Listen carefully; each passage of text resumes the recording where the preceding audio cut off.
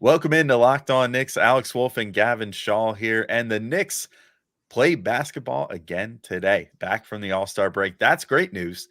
But hopefully there's some great news about the injuries too, right? Because there's a lot of those going into the All-Star break. There's some updates on the more minor injuries that the Knicks had, and then updates on the major ones. Julius Randle, OG Anunoby, Mitchell Robinson. We've got all that for you, plus a second quote-unquote half preview for you next on Locked On Knicks. You are Locked On Knicks, your daily New York Knicks podcast, part of the Locked On Podcast Network, your team every day.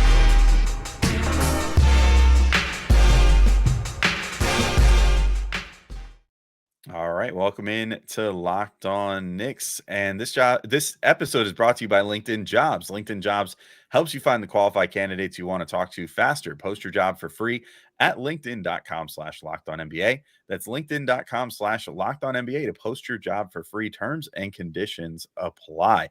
And I want to thank you guys for making Locked On Knicks your first listen today and every day, whether you're checking us out on your favorite podcast platform or taking in the sights and sounds on YouTube. We appreciate you making us part of your daily routine.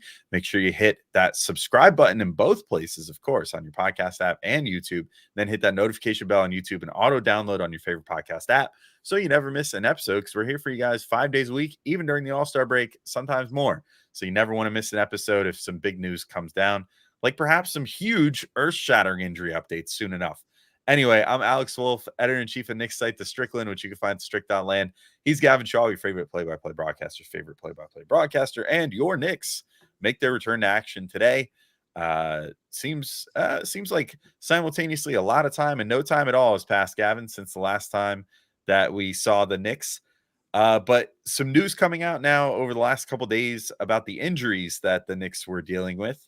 I'll just give the minor ones first. The minor good news, which is Isaiah Hartenstein, Dante DiVincenzo, Bojan Bogdanovic, all are practicing again and all seem like they're going to be back. So I don't think we need to talk too much about that, because they all just kind of had some minor injuries right before the break and got a little extra rest there on top of their All-Star break.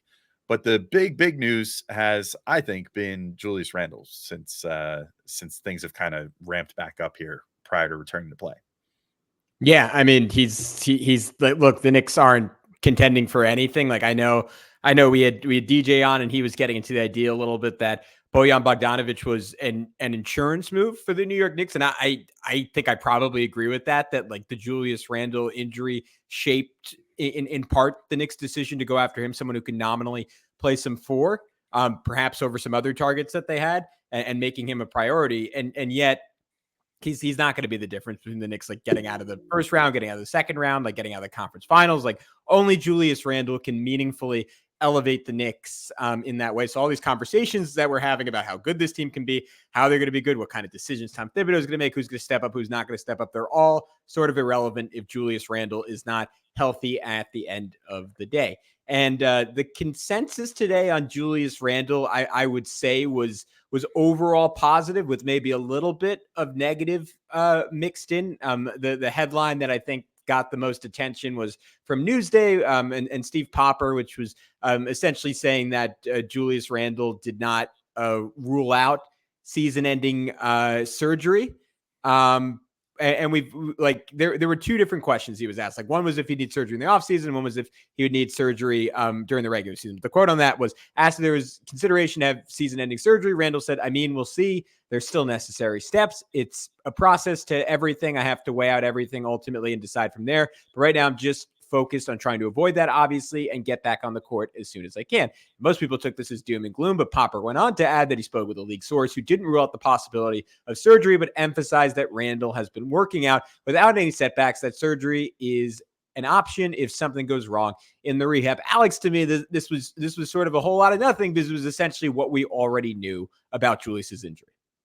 Yeah, all it reads to me is like sort of similar to what happened with Julius with his ankle last year in some ways, right? Like, I think I can play through it. And, obviously we saw like he was clearly still hampered by the ankle all throughout the playoffs. And, he came back, was playing pretty well, finally finding his stride, and then sprains it again against the Cavs. And then obviously the Heat series just looked like his body had sort of failed him, unfortunately, with spraining the same ankle twice is no joke. I mean, we saw that he immediately had to get surgery like within days of being eliminated from the playoffs. So, I think we're sort of seeing something similar here where it's like, I get the feeling, and the Knicks will never confirm this, but that the diagnosis was probably partially torn labrum, which means that rehab is an option and you don't necessarily need to get a surgery. And if it was you or I that did that, myself having gone through this injury once in my life, they kind of present you the option of do rehab, see if you can get yourself back up to functional.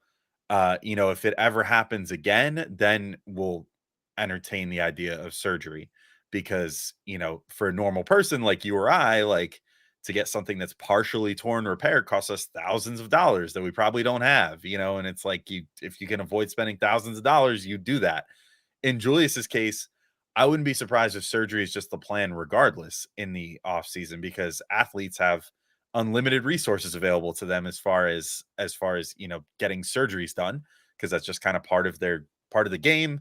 The Knicks have a great relationship with hospital for special surgery, like all this other stuff. Like it's basically free for Julius Randle to get a surgery, and it's in his best interest to do everything to just repair everything to the fullest because he's a professional athlete.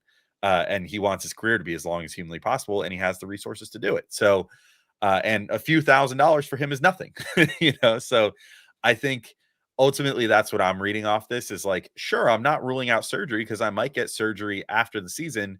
I might also get it during the season if I dislocate my shoulder again or something. But in the meantime, I'm just trying to rehab and get back this year, play through the end of the year, and then probably have some stuff to address in the offseason. That's at least my read on all the quotes and everything that's been coming out. Yeah, that's where I'm at too. And look, at the end of the day, like I think the biggest fear here is that he is going to play and he's not going to be quite at 100%. I do think one of the risks with an injury like this is you come back and you're playing a little bit more tentative. And it was something DJ and I were getting into last episode. Like, all right, if you get Julius, like, do you get the full, like, absolute monster battering ram version of him we've seen this season where I mean, for my money, like he's embraced his physicality in a way that he hasn't on the Knicks up to this point. Like I thought last season was probably the closest thing to it. And this year, like it was shocking that he even took it up another level and said like, all right, I'm going to take, I'm done being a high volume 3-point shooter. Like I am basically like a 8-foot and in guy for 75% of my shot diet. And the fact that he's been extraordinarily effective doing that, but it's just so contingent on his willingness to just be a bully on a night-to-night basis. And I just think everything we know about Julius Randle, like we've certainly questioned his effort at times. We've questioned like his decision-making. I don't think we've ever really questioned the guy's toughness. Like I'm not super concerned about him coming back and not playing at full speed. And again, maybe that backfires and maybe it results in him re-injuring it. But the point is if Julius isn't close to full speed, like again, like I just don't think any of this like super duper matters. There was also a quote from Tom Thibodeau saying he's doing well overall, but he just hasn't been cleared to practice yet. He's meeting all the markers, is moving around pretty good. So just taking it day by day. We're just taking it step by step. I think it's premature to say anything until you have all the information. Right now he's preparing to come back and he's putting a lot into it. He looks good. And it also came out that he has been working out twice a day. And he's been having meetings with Tom Thibodeau to go over film. And feels like he's been able to improve in that front. So overall, like it's like, again, it's nothing new, but it just sort of feels like the vibes are like, I think cautious optimism is my ultimate takeaway from all this. I don't know. Yeah, I think so too, especially like coming from Julius's mouth and from Tibbs. I think that's what they're both saying. I mean, the fact that Julius was like kind of like making jokes about it too, like being like, yeah. And being like, when do you expect to be back? He's like, April 1st. It's like, haha, April Fools. He immediately was like, no, I don't mean that. Like, I'll be back sooner. I think that things are tracking well, and he's basically just waiting for the all clear from the training staff would be my guess. Yeah. I will say one thing that intrigues me a little bit with regard to what you were just saying about if he might come back tentative. It is interesting to think about because it's not a shooting arm, which I think bodes really well for the jump shot. And bodes well for the fact that he should feel perfectly comfortable taking threes, should feel perfectly comfortable, taking like middies when the situation calls for it. And just from the perspective of making a full extension, should feel comfortable on layups. My only issue is, unfortunately, I think like when you're going for layups, what you're lowering that you right end up shoulder. using more is your off arm. because you're using that to clear space. You're using that to kind of make this like shove out motion, which is a shoulder intensive thing, or even just like throwing your shoulder into someone sometimes from the front, which would be the problem way for Julius. I wonder how much that is going to affect him, because that's sort of your non-dominant arm is your one that you use the most for the most physical work. Yeah. Like, also, that's like his main move. Like, we got to yeah, say that. Like, yeah, is to just kind of throw his weight around. So Mhm. I think he's going to have to feel confident in that too. I mean, granted, some of that can be supported by, it's a little difficult, but you can, like, between like rock tape and like they make like a certain, like a brace that would probably be legal NBA wise. That's just sort of like not much different than like a knee brace that you just kind of like strap into. They can kind of hold everything in place. And as long as they deem that it's not going to like work as like a battering ram for him. Yeah. Yeah. Which it won't, like hopefully he'll be able to wear something like that too and have a nice elaborate tape job along with something over it to kind of like give him that extra little peace of mind on his off arm. But yeah, that'll be the most interesting thing to me, to see if he finds any reluctance with trying to clear space like that. Yeah, I'm with you. I'd hate to be Jaime Jaquez and see that like metal plate like coming at my face after what happened. He just gets like a suit of armor. It's like yeah. He was. I mean, he has plate. Jaime Jaquez looks like an old school knight. Like it would be a fun matchup between the two if we maybe after the season we can get them both on horseback and settle this the old fashioned way. But there were some other injury updates. And we want to get into the implications of all of them and how the Knicks are able to hold it together, because to me that's sort of the biggest question the rest of the season until Julius Randle comes back. But before we do that, we want to tell you about our good friends over at LinkedIn Jobs. Yes, and when you're hiring for your small business, you want to find quality professionals that are right for the role. And that's why you have to check out LinkedIn Jobs. LinkedIn Jobs has the tools to help find the right professionals for your team faster and for free. And look, I've never really been in a position to hire anyone.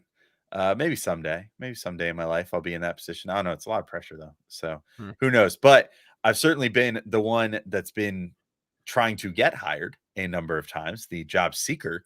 And from a job seeking perspective, LinkedIn always put the most interesting opportunities in front of me and has always given me the jobs that I didn't even know I was looking for, and yet then would see and go, wow, they did a really good job. Like, I am a perfect fit for this job and I would love to apply for it.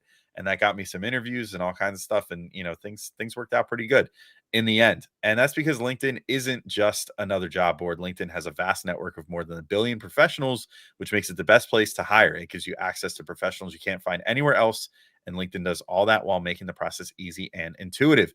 LinkedIn knows that small businesses are wearing so many hats and might not have the time or resources to hire. And LinkedIn is constantly finding ways to make the process easier. They even just launched a feature that helps you write job descriptions, making the process even easier and quicker.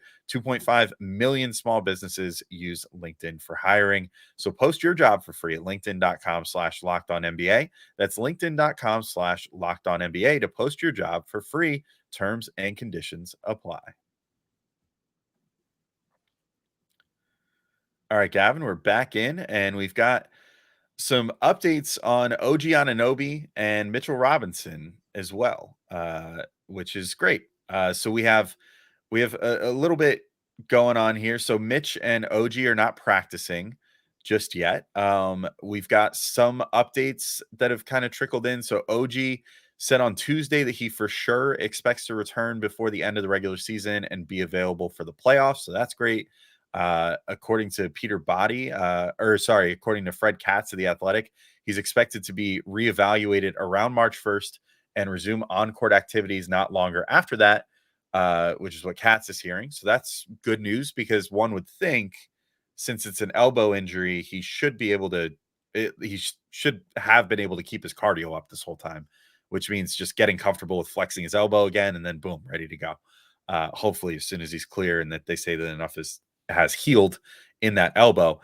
And then Fred Katz also had that Mitchell Robinson is on track to resume on-court work not long after the All-Star break, though it remains to be seen whether or not he'll return this season. However, then Brian Windhorst on NBA today said, after updating on Randle and Anunoby and echoing many of the same things that we've heard here already, said, I think the most important one to watch is Mitchell Robinson. The fact that he is moving in the right direction, could come back in March, is huge. So that's what Brian Windhorst said on NBA Today. And then Mitch himself broke some news by posting a TikTok of him at the Knicks practice facility with no boot on, getting ready to get some work in. So that's obviously a great sign too, Gavin. I think it's varying degrees for Mitch and Anunoby, because obviously Mitch is in another one of those lower body injury situations that he's found himself in his career, where he's going to have to just really bust his butt for the next few weeks to try to get his wind back and get back in like NBA game shape. Luckily, he should be able to just spell Isaiah Hartenstein, who's been playing so well, which will be helpful. But Anunoby, I think it sounds like good news too. Like on both those fronts, other than the sort of ominous note about it's hopeful, or it remains to be seen if Mitch will return this season, I'm feeling pretty good about both those guys as well.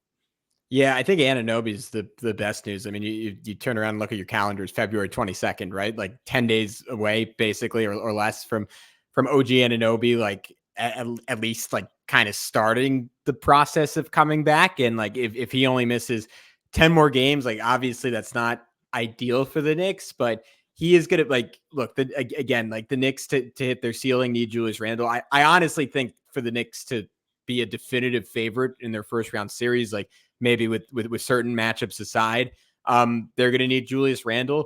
But OG is almost like after Jalen Brunson, like Randle's the ceiling raiser. Anunoby's like an incredible stabilizer for this team. I was looking the other day, Alex, out of their top 8 2-man combos. How many would you guess have OG Anunoby in them? And this is for the entire season, not just since they traded for him. At the top 8, Yeah. I don't want to say all 8, even though my heart says that. I'll say 7 just to hedge a little bit. It's all 8. It's all. It is all. Yeah, see, your heart was great. Trust your heart, man. It's always. I should have right. trusted my. Listen to your heart. Yeah, trust your Hartenstein. But yeah, or I guess I could have just said heart there for the punch. Just anyways, heart. Yeah, there we go. Oh yeah, you could tell we're not a lot of content in this episode, but OG, yeah, I think that is really good news ultimately, and I think people will. I mean, maybe not just because they played. I think Julius missed like a game, or maybe Brunson missed a game since they've gotten OG. But I think people will be surprised at like how close to like dominant this team looks with everyone but Randle, and even everyone but Randle and Mitch once Anunoby's back. Like I think they get just so much better the second he steps back on the court. Mitch, like honestly, could have a somewhat similar effect. Like it's almost mitigated a little bit just because Precious Achiuwa has played so much better, Alex, than I think any of us thought. And like, I don't know, I'll just like, before I get into it, like, I'll just throw this over to you, but like coming out of the All-Star break, like if you, I mean, I guess this is before Randle got hurt, but if you'd ask me like, all right, what's kind of the biggest problem around this team? I was going to say, man, they didn't find a way to get a backup center. Like they are just screwed in any minutes that Hartenstein is not on the court. And that just hasn't been the case. So like, you hope you get Mitch back, but he's like increasingly, like, at least I'm viewing him as a little bit more of a luxury piece than a necessity at this point. Yeah, I kind of am too. I mean, I found it kind of funny. And I mean, this is maybe just because he's like a national guy, but when Windhorst was talking about him being like, arguably the most important of the 3 guys I'm about to say is Mitchell Robinson. I'm like, wow, yeah, I don't know about that, man. Like, I don't know if that's and I love Mitch, like, but the fact is that the 2 guys, his 2 understudies, have stepped up huge, and Precious was the one that nobody saw that coming from. Like everybody knew that Hartenstein was going to be awesome, because he has been, like, ever since like midway through last year, he's been playing at like a starter level. So you kind of knew that he was going to be able to step right in. Precious being able to do a lot of the same stuff that both those guys do, as far as the dominant rebounding, the dominant offensive rebounding, and even some rim protection now, has been huge for the Knicks. Like it means that they're set at center now, as long as they can have 2 of those guys going. I think that they're more than good enough to, absorb possibly not getting Mitch back, but getting him back would mean, I mean, unfortunately, it probably means Precious goes back to not playing or barely playing, unless it's maybe spelling Randle now instead. Because I think that he has shown that because of his like ball handling ability from the perimeter and like at least fake version of being able to shoot, that he's like, he can do that. Like he can be the backup 4. But either way, I think you just kind of set yourself up where you can have that fully dominant defense, offensive rebounding, and all that for all 48 minutes. But otherwise, you get like a 80% version with Precious Achiuwa, which is probably more than enough as the backup center. Yeah, and look, like if they get a version of Mitch that, I mean, you were talking about this pre-show, just like it's going to be a lot of cardio for him. And something DJ mentioned also, like that's something that in the past has been an issue for him. And I think the biggest difference the last year and a half has been that he's finally figured that out and has gotten pretty exceptional in that capacity. He's sort of the one guy of these three that like hasn't been able to run for this entire stretch, but like to me, like in the playoffs, like you're ideally playing Mitch like 18 to 20 minutes a game. And that's kind of at the most. And like that version of him going all out, like I do think he's going to be able to change games. And then Precious is someone, like to your point, like you can use at the 4, and it's just going to kind of be on Tom Thibodeau to be like he has like all these great pieces at his disposal now. And it's just like how and when to deploy them. And like, what's the right series for Bojan Bogdanovic? What's the right series for Precious Achiuwa? But even if Tibbs isn't ultimately the best at doing that and mixing and matching, and even as the game goes along, like improvising and changing matchups and stuff, the more pieces he has to choose from, like obviously the better. Because I do think going into a series, like I question his ability to adjust on the fly, but going into a series, like he's generally going to make good decisions on who should play and who shouldn't play, or at least you hope. Because maybe last year that wasn't always the case. But you know what, Alex? It's a new year. I'm optimistic. Well, and if you want to spread a little bit of that optimism about Tibbs's coaching choices here, Gavin, I understand that you maybe have something good to tell everybody here about our friends over at FanDuel. Absolutely, Alex. You nailed it.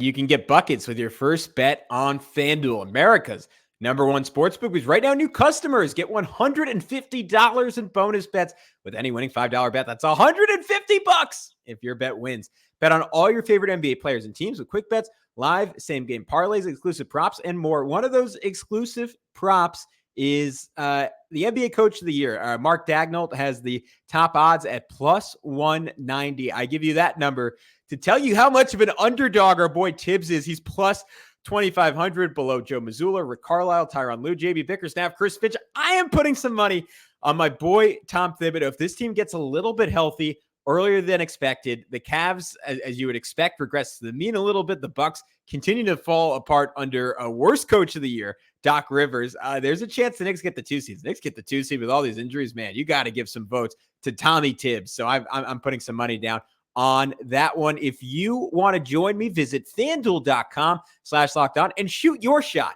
FanDuel, official sportsbook partner of the NBA. All right, let's get into the schedule. Third segment, maybe the one I was looking forward to the most, because we've given you all the injury information, but now we actually get to apply it, Alex. It's a tough stretch for the Knicks coming out of the All-Star break, which is a bummer because they really could have used some easy games with a 4-game losing streak, teetering a little bit on the edge of falling out of the race for the 2 seed in the Eastern Conference. They're 4 games back of the Cleveland Cavaliers. They're only 1.5 back, though, of the Milwaukee Bucks. And if they can just top the Bucks and get into that 3 seed, you get out of the Celtics side of the bracket. You set up a first-round matchup with a Pacers team that is talented, but I think we would both have every bit of confidence the Knicks could ultimately beat. You also, by not getting all the way to the 2, you avoid the Miami Heat in the first round, at least as of now. Only half a game separates those 2 teams, to take all this with a big grain of salt. The biggest thing is you avoid the Boston Celtics and you set up a potential second-round matchup with the Cavs, which would be the dream because we kill the Cavs. But before any of that happens, Alex, they have to get through the second half schedule. And as I noted, first 6 games are tough. Sixers, Celtics, Pistons, Pelicans, Warriors, and Cavs. Like that's where I'm looking. Like what's kind of the key stretch to you here as the Knicks get healthy? I mean, I also think that those first 6 games are going to be key because it's going to be like, all right, how well can they integrate these new guys? Because like Bojan and Burks clearly needed some time, especially Bojan. I think looked like he didn't quite know what to do with himself on this team just yet. Didn't know if he was supposed to be initiating or, kind of working off the ball. Like, so hopefully they define what his role is going to be. And if he's going to continue to come off the bench, if they're going to go ahead and just finally be like, okay, yeah, let's start you and, start you next to Hartenstein, because now we can have Hartenstein and Precious, back as that center rotation. So hopefully that's enough backline defense, whatever. But I think it's going to be telling like what the first starting lineup is.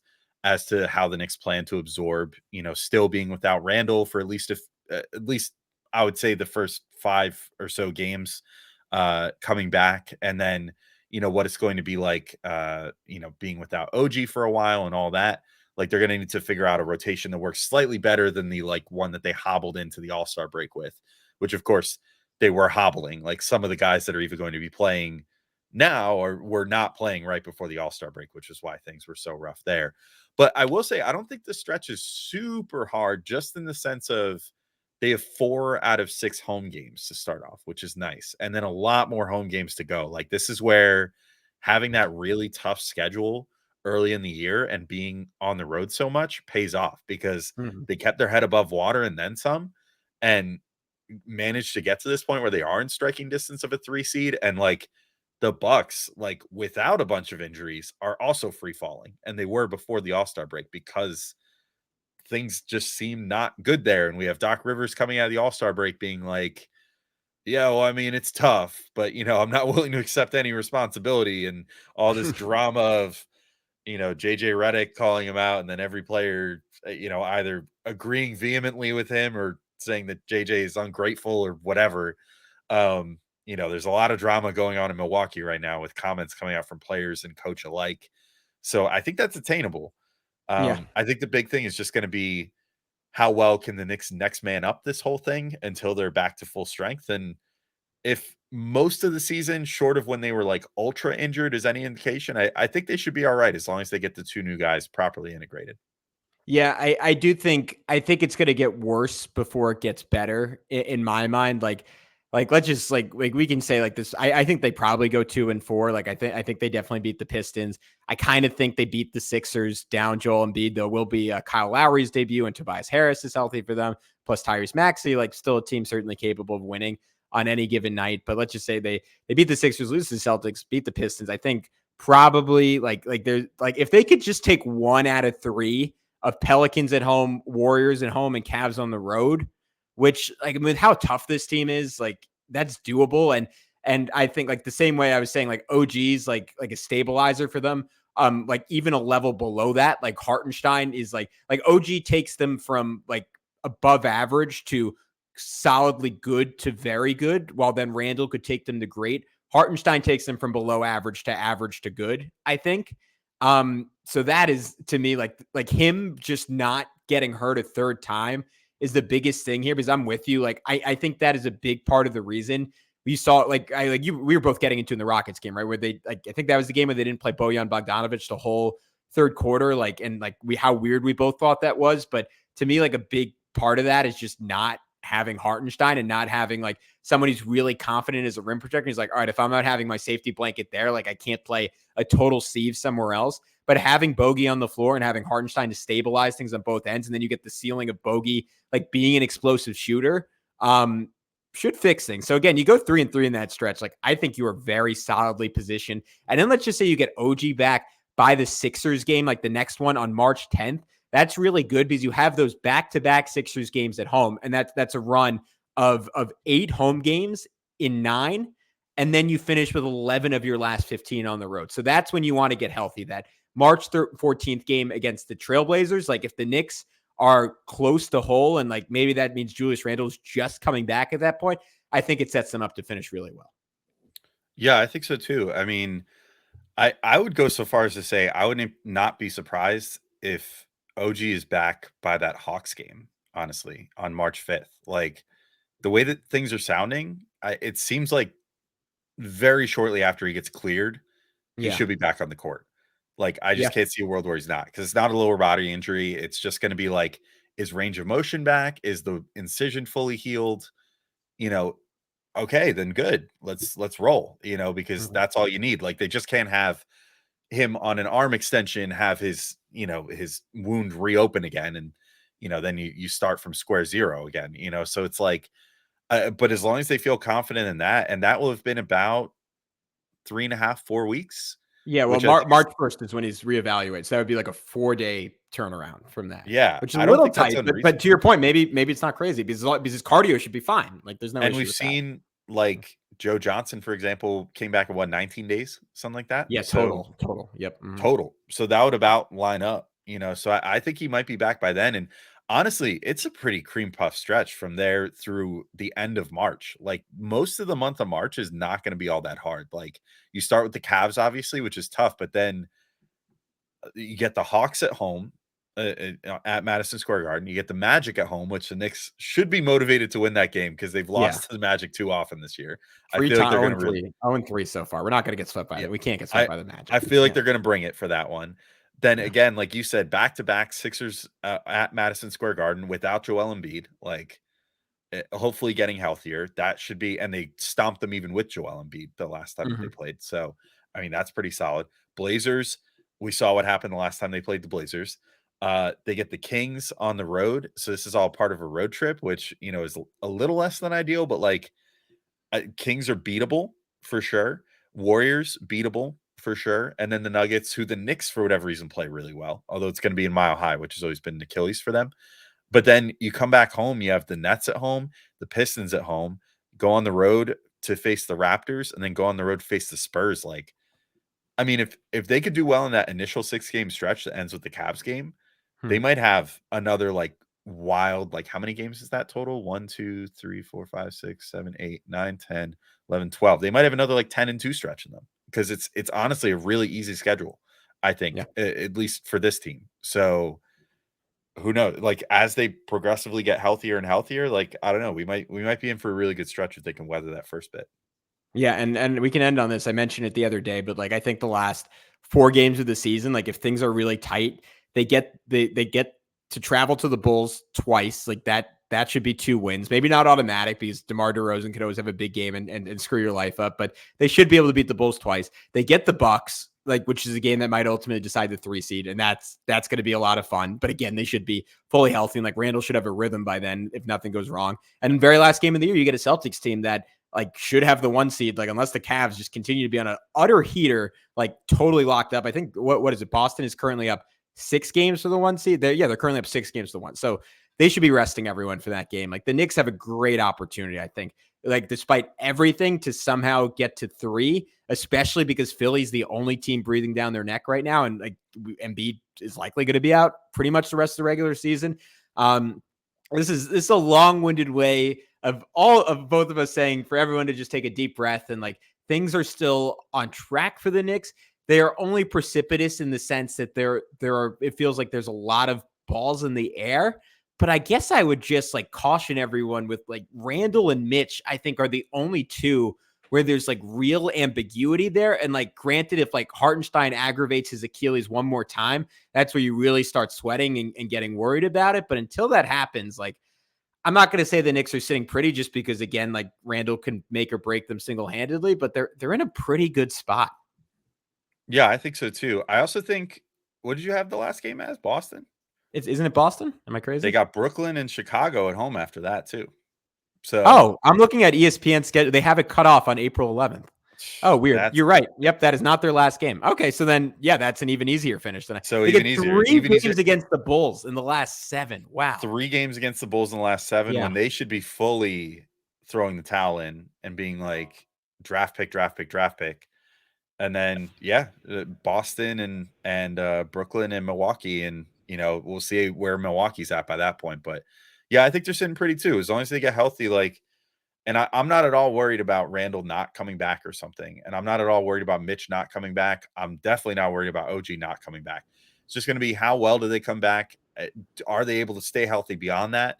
You know that with OG, that's one of the biggest risks with him is that he's so talented, but he has a history of injury issues. And this year's one seems more of the freak variety because he like fell and chipped his elbow earlier this season, which is not like exactly he had a knee or ankle issue. It's just like, no, he chipped his elbow and it became too much to bear. So he had to get it removed so that he can hopefully make it for the playoffs and be good. Otherwise, I mean, he looked good physically, athletically, being able to get up and all that stuff and go for dunks and all that. So hopefully none of that changes. Mitch, again, lower body injuries have followed him around. Hopefully he's able to just come back and be nice and strong. And then Randall obviously is the big one where it's just like, essentially, I think he's going to come back and then you're just going to hope and pray that nobody does a Kevin Garnett on Carmelo Anthony in the 2013 playoffs to him and tries to rip his shoulder out of its socket again. Yeah. And as long as nobody does that and he doesn't take a weird angle or something, hopefully you're doing all right. So I feel good about the end of the season. You know, even if they don't end up a top 3 seed or something, it's still a success, I think. And I think that as long as this team is healthy, no matter what, even if they slip to a 5 seed or something, they're always going to have a chance because they're that deep and they're that talented when they're at full strength that I think they could pretty much beat anyone. So I'm feeling pretty good going into the second half of the season too. Yep. Second half, days. quote unquote. Yeah. Second half. Yeah, 27 games. Anyways, he's Alex. I'm Gavin. We're optimistic. We'll see if we're rightfully optimistic tomorrow night. Maybe we'll be really bummed. But until then, we'll talk to you very, very soon on Locked On Knicks.